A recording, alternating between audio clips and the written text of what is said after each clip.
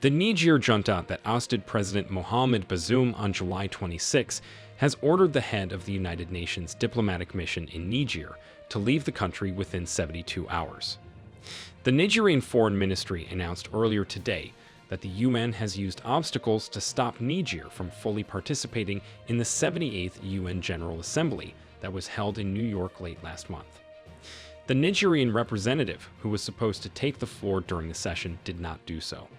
Reports claimed that there were two requests from Niger, one from the military ruler's side and one from Mohamed Bazoum's toppled government. The military junta has accused UN Secretary-General Antonio Guterres of obstructing their participation in the General Assembly. However, the UN has said that the UN chief refers to the 9-member UN Credentials Committee when there are conflicting requests from a member state. They also added that the UN Secretary-General does not decide on such a matter.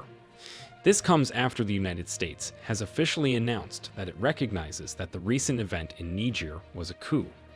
Washington said that they've spoken with ousted Bazoum, telling him that they've tried all diplomatic means to reinstate constitutional order. The U.S. has about 1,100 soldiers stationed in the country to fight the jihadist insurgents in the Sahel region.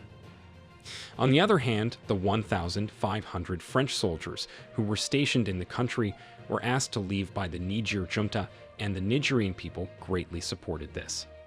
The junta gave the French ambassador 48 hours to leave the country, but he resisted and stayed after Macron asked him to, saying that the junta had no authority in the country. Paris resisted, but the junta stopped all power, water, and food supply to the French embassy, forcing the French to reconsider their position. As a result, the French ambassador in Niger ran out of the country late last week. The French troops in Niger started leaving the country for Chad today. They have two options now.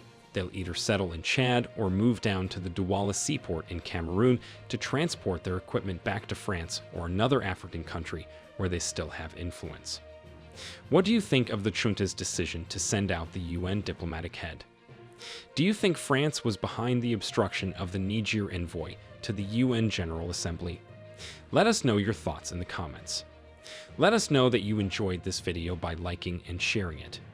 Also, subscribe to the New Tourist channel and turn on notifications so that you get alerts when we upload interesting videos like this. Thanks for watching.